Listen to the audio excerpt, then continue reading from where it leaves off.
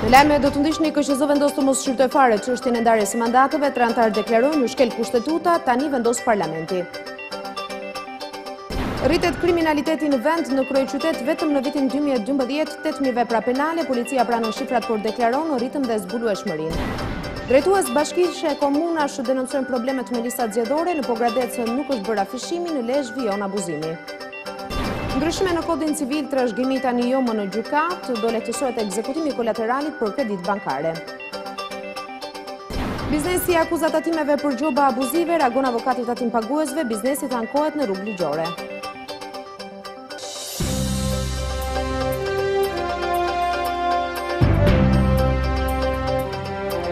Këto janë lajmet. Ky është Vizion Plus. Mbrëma zonja dhe zotrin do të jemi bashkë në edicionin qendror të lajmeve këtu në Vizion Plus. Edhe pse u debatua shumë, Komisioni Qendror i Zgjedhjeve nuk e futi pare për diskutim çështjen e ndarjes së mandateve. Për 3 anëtarët, një gjë e tillë është antikushtetuese, ndërsa vullneti i 4 të tjerëve ka bërë që të njëjtën Parlamenti të votojë për ndarjen e mandateve si në zgjedhjet e vitit 2009.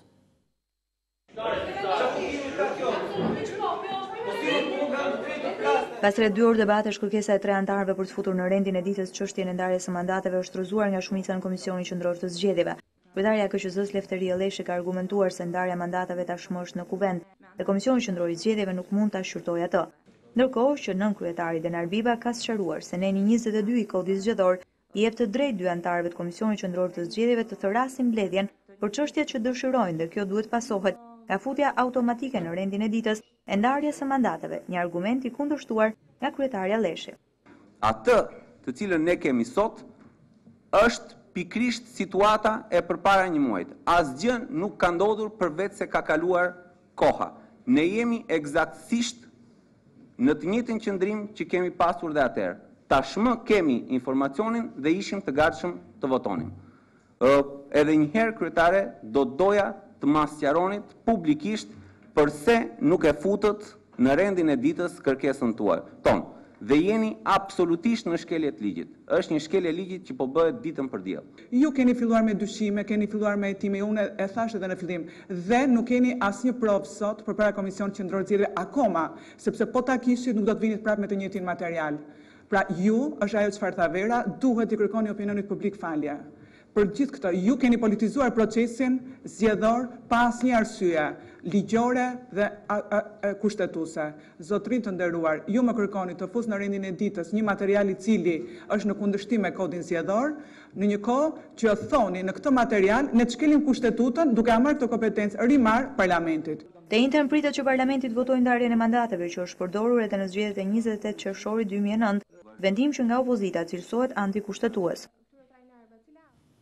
Në mbledhjen e sotme të grupit parlamentar, kryeministri Berisha ka njoftuar se qeveria do të marrë së shpejti vendim për heqjen e tatimit të mbi të ardhurat për të gjithë ata që paguhen nën 30.000 lekë në muaj, duke ndihmuar kështu edhe fasonët. Zoti Berisha foli edhe për çështjen e mandateve dhe koalicionin e majt.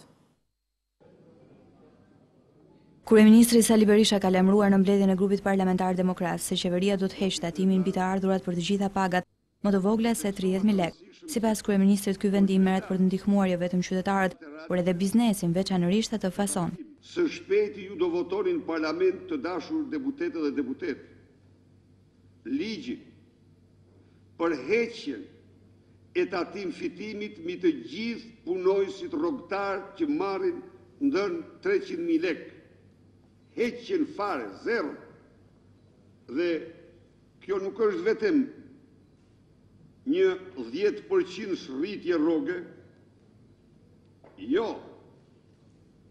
po kjo është njëkohësisht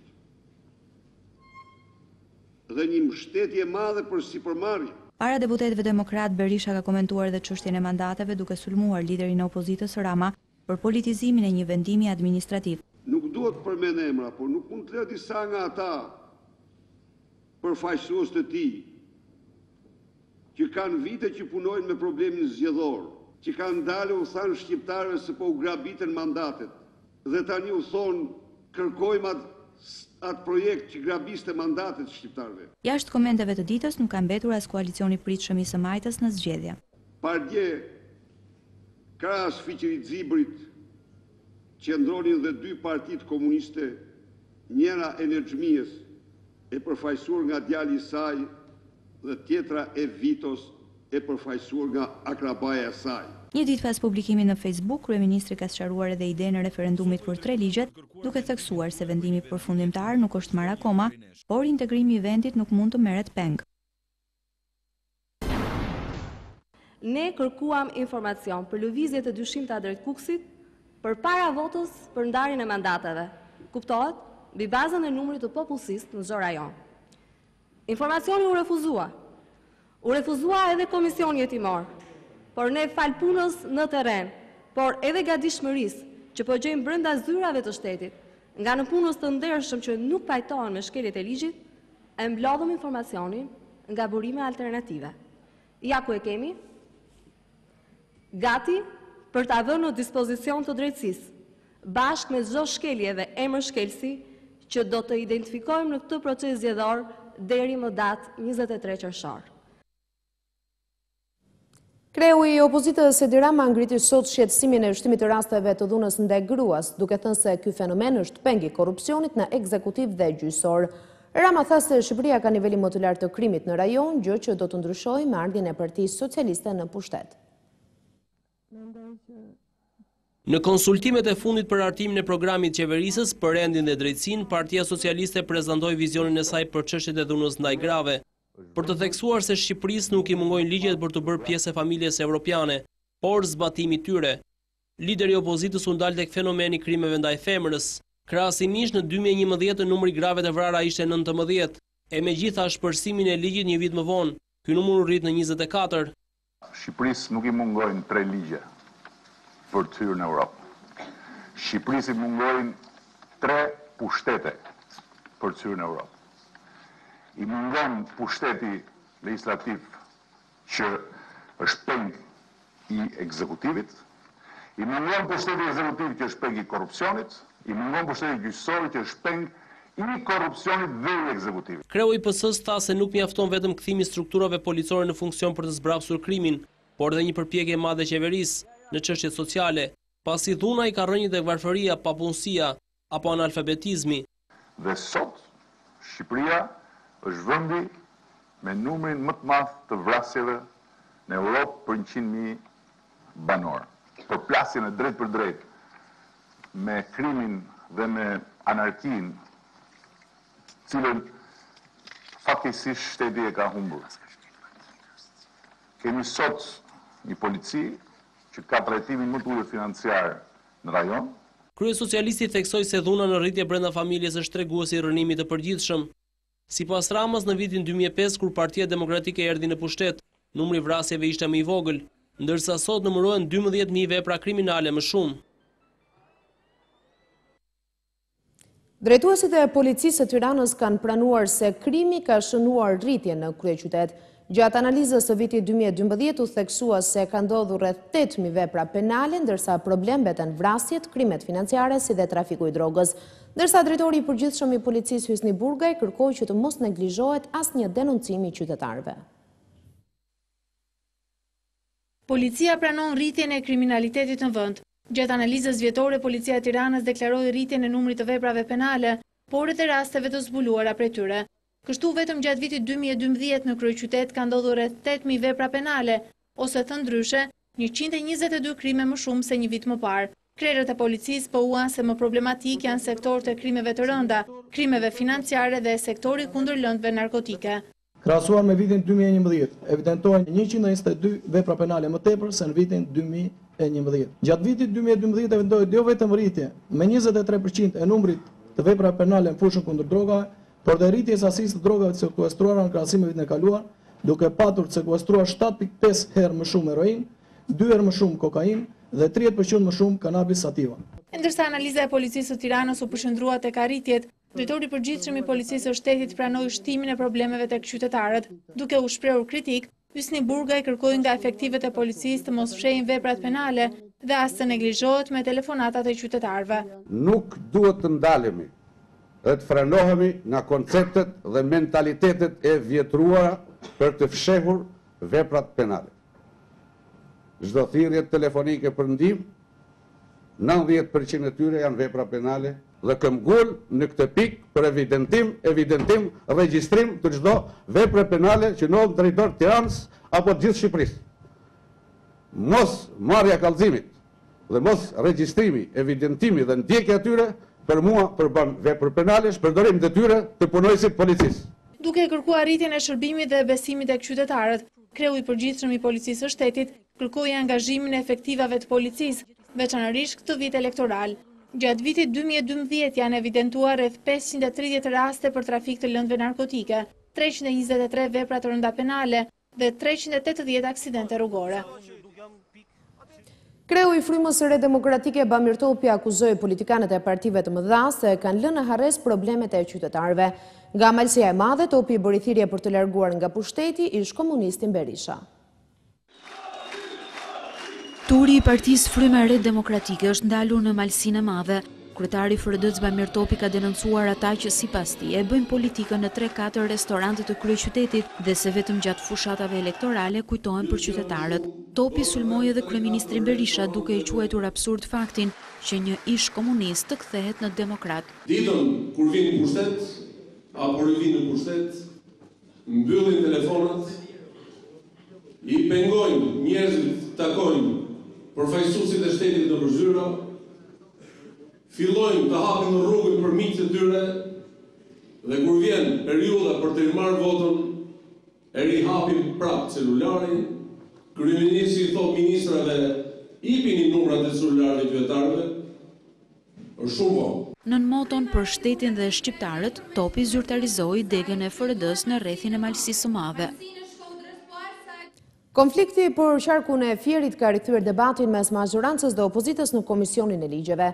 Teksa diskutohej drafti për statusin e nënpunësit civil, socialistët e kushtëzuan votën e tyre me zgjidhjen e konfliktit duke braktisur mbledhjen, ndërsa majoranca miratoi vetëm me projekt ligjin. 3 sekonda, 2 nene. Majoranca në Komisionin e Ligjeve miratoi një anshmërisht projekt ligjin për statusin e nënpunësit civil dhe pse për të kaluar nga parlamenti ky draft kërkon shumicë të cilësuar. Opozita u largua përpara votimit nga komisioni duke shprehur qëndrimin kritik, jo kundër projektit, por duke kushtëzuar votën për këtë draft me zgjidhjen e konfliktit për kreun e Këshillit të Qarkut Fier. Po në fakt ju nuk keni grabitur dhe mbani peng Këshillin e Qarkut Fierit, por mbani peng zbatimin e ligjeve. Edhe siç jo vetëm për Fierin, por edhe për shumë ligje të tjera. Dhe një ligj më shumë, një ligj më pak, pengmarrja suaj nuk i shton dhe as nuk i pakson gjë. Ne thjesht nuk duam dhe nuk do të jemi pjesë e kësaj farse të re që keni ju në raport me kushtetutën dhe me ligjin. Keni rënë dakord ju në një diskutim më parshëm. Sot nuk e doni as ta votoni dhe as të jepni pëlqimin për një motiv të thjeshtë. Nuk keni probleme me ligjin, e keni problemin me integrimin në Shqipërisë. Pik, siç ju au ka bërë të qartë dhe kryetari i Partisë Demokratike, referendumi popullor do t'ju lejë si peshku në zall të shkretët ju. Miratimi i neneve të fundit të projekt ligjit në komision sipas opozitës dëshmoi se nisma nuk ishte gati të votojë në seancë, siç deklaronte kryetaria e Kuvendit Topalli. Në fakt nuk ka qenë një projekt i miratuar siç rezulton sot. Ka qenë një projekt, si shumë projekte të tjera, për mënyrën se si veprohet me to, i sorollatur në përzyrat e qeverisë dhe i mbajtur në zyrën e kryeministrit për një përgjigje që ju desh jo 3 sekonda, jo 3 minuta, po 3 muaj për ta dhënë. Nuk është e vërtet që për këtë proces diskutimi janë shpërndar gënjeshtra në eter. Diskutimi për këtë projekt ligj ka qenë i gjithi transparent, i gjithi në sy të opinionit publik, i gjithi i raportuar nga mediat. Ajo që mbase nuk ka gjetur shumë vend në vëmendjen e opinionit publik ka qenë fakti që diskutimin e statusit të Komisionit të Shërbimit Civil ne e kemi lënë në këtë periudhë me shpresën e madhe që Partia Socialiste do reflektonte. Në amendimet e fundit që ju bën draftit për nëpunësin civil, parashikohet shkrirja e Komisionit të Shërbimit Civil, aktualisht një organ kolegjal, dhe zëvendësimi me një kryekomisioner. Ministri i Drejtësisë Eduard Dalimi ka prezantuar sot paketën me 4 ndryshime në Kodin Civil, që nga dëshmitë e trashëgimisë deri tek ekzekutimi i kolateralit për një kredi bankare. Por këto ndryshime kërkojnë 3/5 e votave, ndaj zoti Dalimi i bëri thirrje opozitës të jap vullnetin e saj në parlament. Një paket e re me 4 ndryshime thelbësore pritet të ndryshojë Kodin Civil të vendit. Ministri e Drejtësisë ka prezantuar projekt ligjet ku përfshihen kalimi i dëshmisë së trashëgimisë nga dyert e gjykatës në kompetencën e noterëve, si dhe ekzekutimi i kolateralit në bankë duke ulur dyshemenen e tij nga 65% në 50%. Sot në qytetari për të marrë një dëshmi trashëgimie, pra për të kaluar pjesën e pasurive nga trashëgimlënësi ke trashëgimtari, i duhen mesatarisht 5 hapa. Gjithë qytetarët që më ndjekin e din këtë gjë.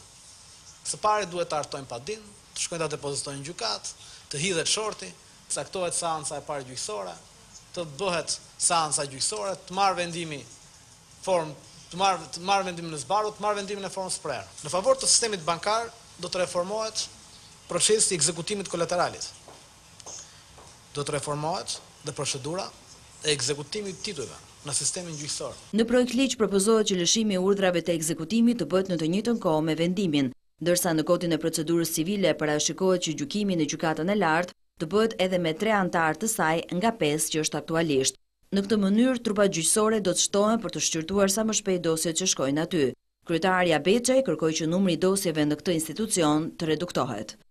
Është e nevojshme që të vendosen mekanizma frenues, të cilët do të mundësojnë një kufizim të paraqitjes së rekurseve në gjykatën e lartë në rrezikun e penaliteteve të përshtatshme. Miratimi i ndryshimeve në Kodin Civil kërkon 3/5 e votave dhe për këtë arsye, Ministri i Drejtësisë Halimi i bëri thirrje opozitës të marrë pjesë në votimin e tyre.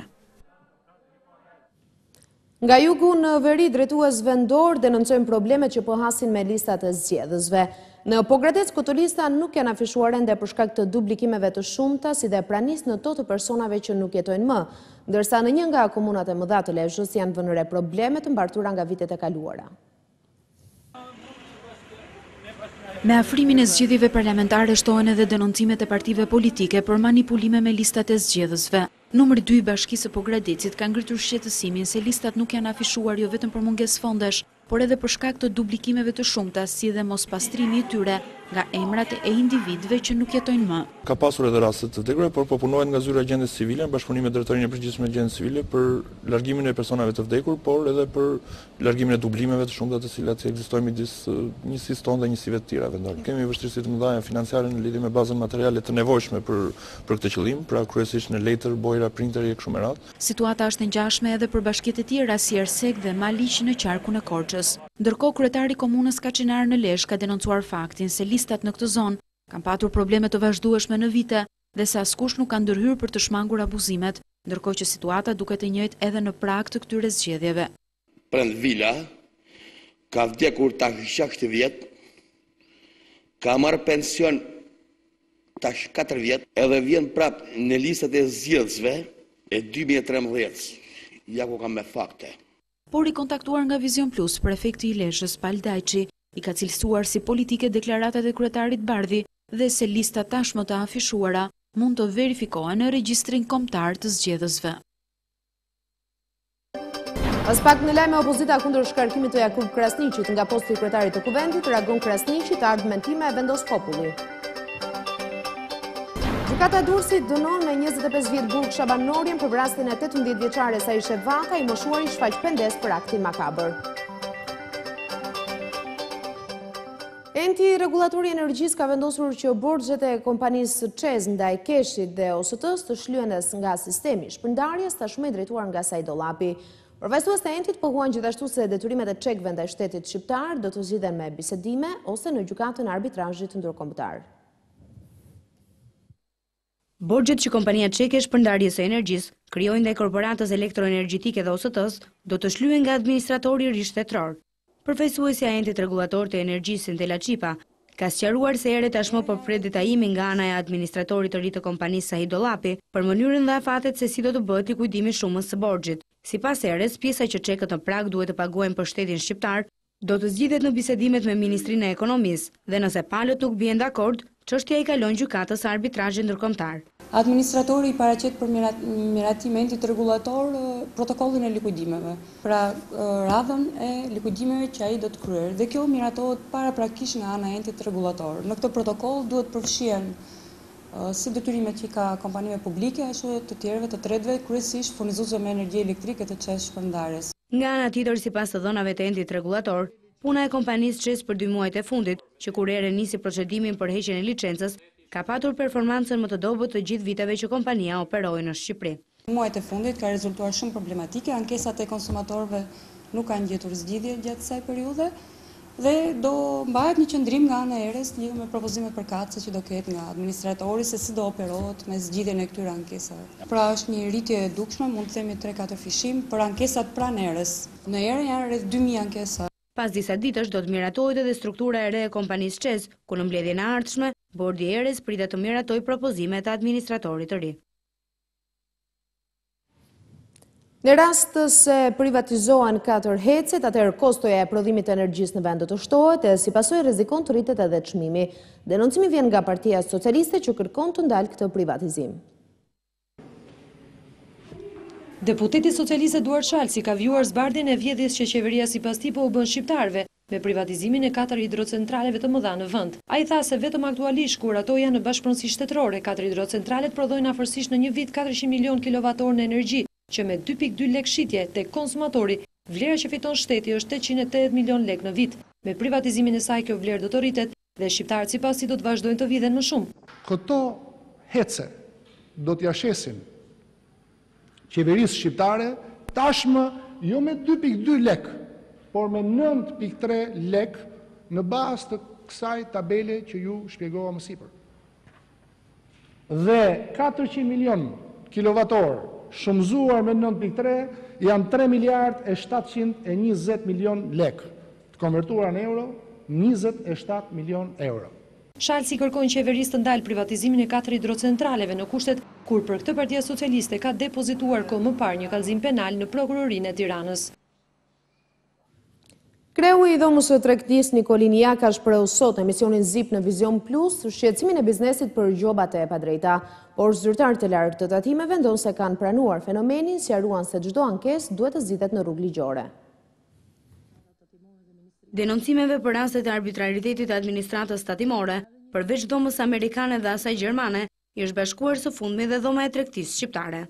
I ftuar në emisionin ZIP në Vizion Plus, kreu i kësaj dhome Nikolin Jaka ka shpjeguar se biznesi po përballet me kontrolle të shpeshta nga tatimet dhe në shumë raste janë konstatuar gjoba të vendosura në mënyrë të padrejtë. Qeveria shqiptare duhet ta kuptojë mirë që biznesi nuk mund t'i merren lek me gjoba dhe me kërcënime. Nuk mund t'i merren lek me detyrime paraprake apo me fatura të lëshuar nga sistemi kompjuterik që ju keni detyrime, por paratë e biznesit merren gjithmonë nëse ti ke paketa stimuluese, promovuese për biznesin në mënyrë që ai të jetë rentabël në recetat e tij, të jetë rezultativ dhe relaksues. Avokati tatim paguesve në drejtorinë e tatimeve Artur Papajani sqaron se bizneset nuk janë të qarta në veprimet e tyre, pasi nëse konstatohen raste të tilla, ato duhet të ndjekin rrugën ligjore. Por Papajani pranon se llojet më të shumta të ankesave janë për kontrollet fiskale.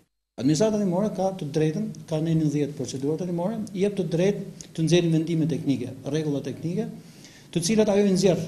I ka gabim administrata, si ka gabim administrata, e vetëm rrugë për t'i atakuar, thash edhe herë tjetër, është pushteti gjyqësor. I pyetur mbi shqetësimin e bizneseve për vendosje gjobash në mënyrë artificiale për shkak të problemeve në sistemin elektronik, Papajani shpreh se kjo do të zgjidhet brenda pranverës me instalimin e sistemit të ri. Mbule ka qenë deri tek Ministri i Financave, drejtori i përgjithshëm dhe Ministri i Financave dhe me porositë veçantë të drejtorit të përgjithshëm të tatimeve është përfshirë në zgjidhjen sa më shpejt të jepen me implementimin e sistemit të modifikuar që u bëhet informatik. Fati fund do të jetë pranverë e këtij viti. Tatimorët por edhe bizneset bien dakord vetëm te gjykatat administrative, të cilat nuk funksionojnë për shkak të ndryshimeve që kërkon drafti i gjykatës së lartë. 10 banorë të fshatrave përgjatë lumit të Vlorës protestuan sot për degradimin e rrugës më të madhe që lidh qytetin me krahinën e Labërisë. Të mbështetur dhe nga deputetet drejtues socialistë të zonës, banorët akuzuan qeverinë se i kalon qëllimisht në harres, duke ju vështirësuar jetesën. Banorët të fshatrave ku shtrihet lumi i Vlorës dhe të krahinës së Labërisë protestuan për gjendjen skandaloze të rrugës më të madhe, që lidh qytetin Bregdetar me 100 fshatra të kësaj zone.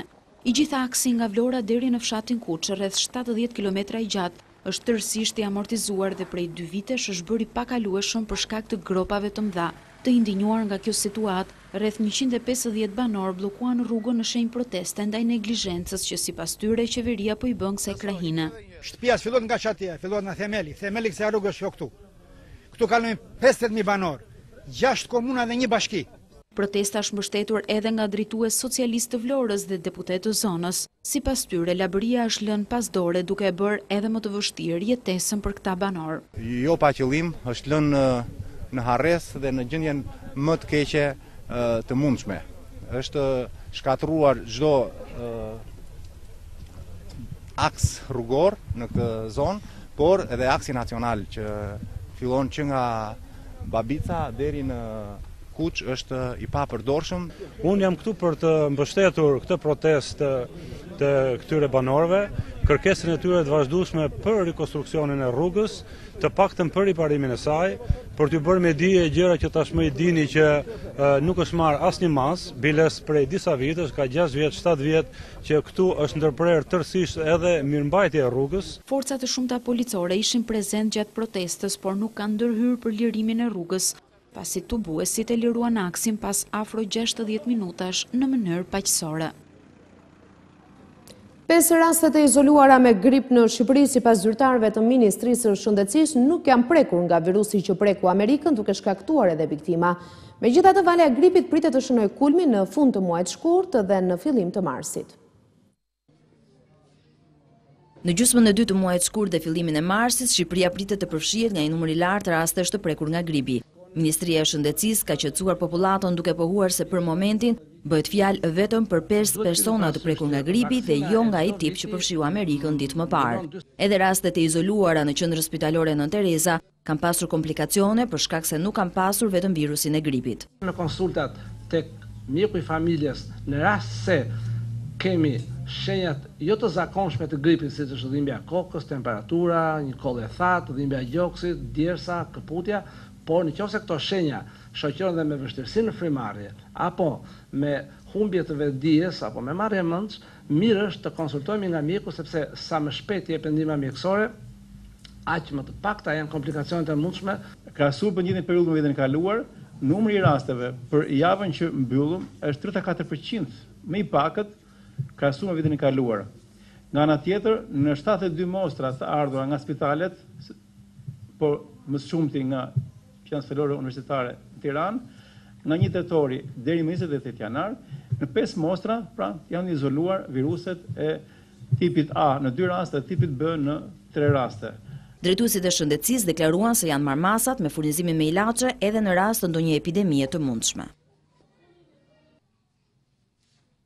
Gjykata e Durrësit ka dënuar sot me 25 vjet burg Shabanorjen për vrasjen e 18 vjeçare Saishe Vata, 3 muajshe e shtatzën.